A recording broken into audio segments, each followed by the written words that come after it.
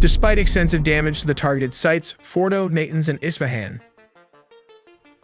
Iran secretly relocated its 400 kilogram stockpile of 60% enriched uranium to an undisclosed location before the U.S. airstrikes on its nuclear facilities.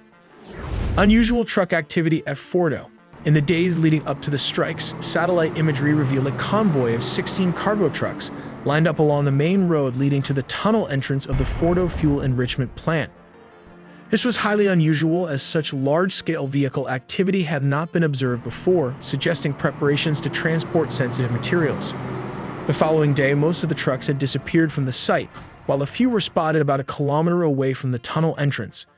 The scale and timing of this movement strongly indicated the removal of critical assets, most likely the enriched uranium. Tunnel sealing operations. Additional satellite images showed trucks and bulldozers positioned near the main tunnel entrances. Some vehicles appeared to be involved in sealing off the tunnels, likely in an effort to prevent inspection or further attacks. These actions suggest a coordinated effort to secure or hide what had been stored inside. According to the International Atomic Energy Agency and U.S. intelligence, the underground enrichment halls and tunnel entrances sustained very significant damage. Some tunnels were reportedly collapsed or backfilled in anticipation of an airstrike. Above-ground infrastructure, including power systems and facilities linked to uranium conversion and metal production, was heavily damaged or destroyed. Leaked reports from the U.S. Defense Intelligence Agency based on initial battle damage assessments by U.S. Central Command confirm the credibility of these findings. However, the assessments also note that the strikes did not eliminate the core components of Iran's nuclear program. Most centrifuges and enriched uranium stockpiles survived intact. As a result, the DI estimates that while Iran's nuclear ambitions have been delayed, they have only been set back by a few months, not dismantled. But let's take a look at the possible scenarios where they have hidden these nuclear centrifuges. Evidence and expert analysis suggest Iran may have moved nuclear material from Fordow to several possible locations. One likely option is the underground tunnel network at sites like the Isfahan nuclear complex, which reportedly remain intact after recent airstrikes. Natanz, with its history of underground construction, could also house some of the material. Major nuclear facilities like Isfahan and Natanz have the capacity to store such material, even after partial damage.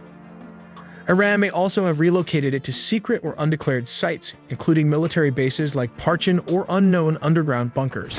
Dispersing the material across hidden locations would reduce the risk of total loss. Let's show how this is extracted through super simplified animation. The centrifuge consists of a high-grade tube with a spinning motor at the bottom and a feeding tube at the top. Uranium is fed into the centrifuge as a gas called uranium hexafluoride. As the motor spins at high speed, the heavier uranium-238 is separated from the lighter uranium-235 using centrifugal force. The uranium-235 floats to the top and is collected at this section of the centrifuge, while the heavier uranium-238 in the color green falls to the bottom of the centrifuge and the enrichment process is complete. If the nuclear enrichment are 90% pure and compressed into rods, this is how it might work.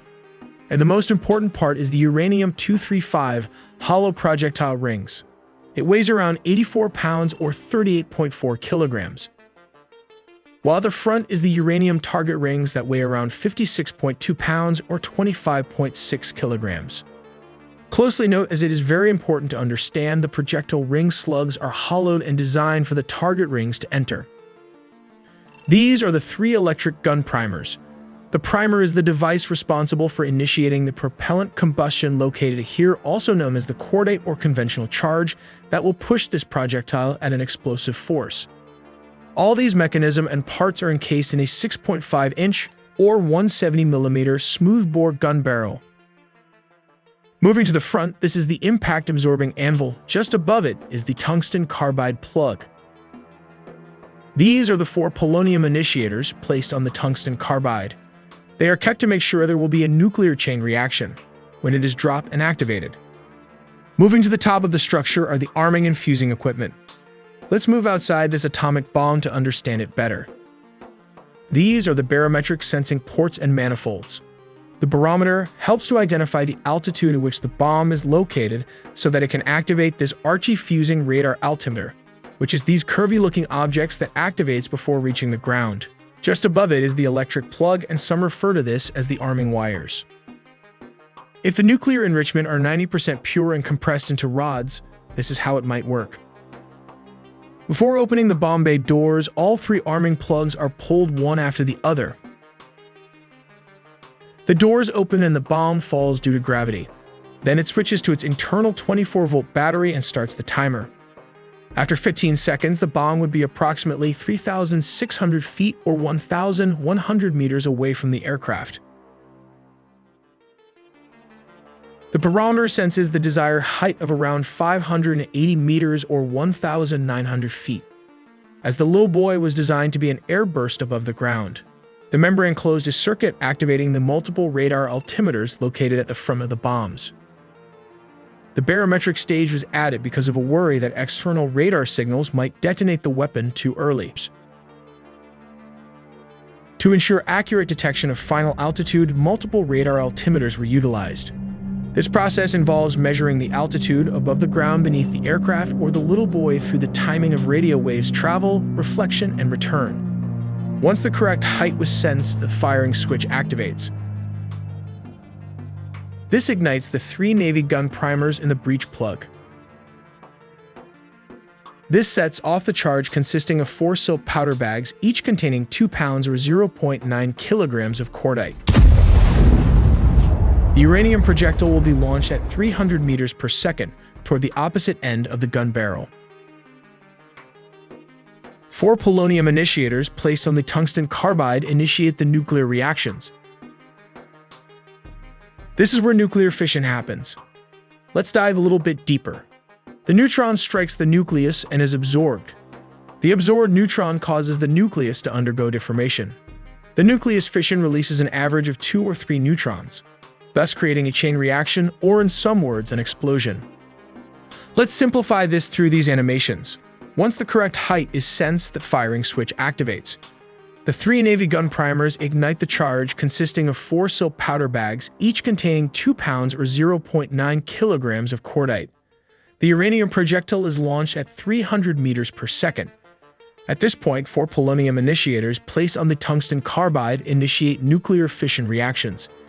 In a milliseconds, there will be an explosion damaging buildings and killing people by the thousands. Now moving back to Fordow, let's take a look at why this nuclear enrichment site is so hard to destroy. Fordow is protected by a complex network of defenses, including 6 tunnel entrances leading into its underground uranium enrichment facility. The most critical parts of the site, specifically the enrichment infrastructure, are buried deep inside a tunnel approximately 200 meters long, carved directly into the side of a mountain. The main enrichment chamber is believed to sit directly beneath the mountain ridgeline, hidden under a massive layer of rock. From the tunnel entrance to the chamber, the distance spans roughly 200 meters. The terrain itself adds another layer of defense.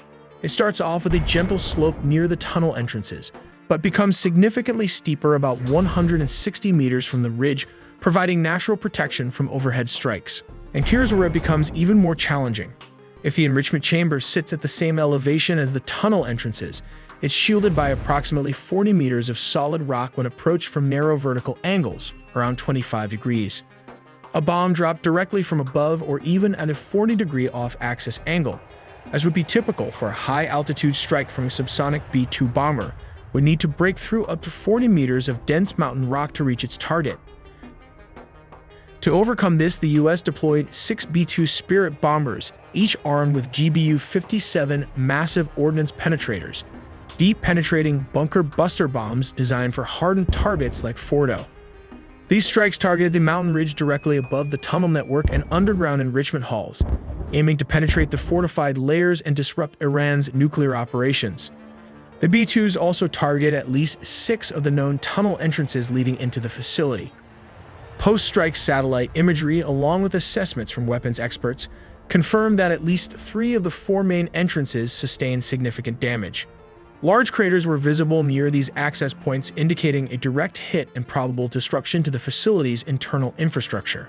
We make original videos from scratch, so please do subscribe and hit the notification bell for more videos.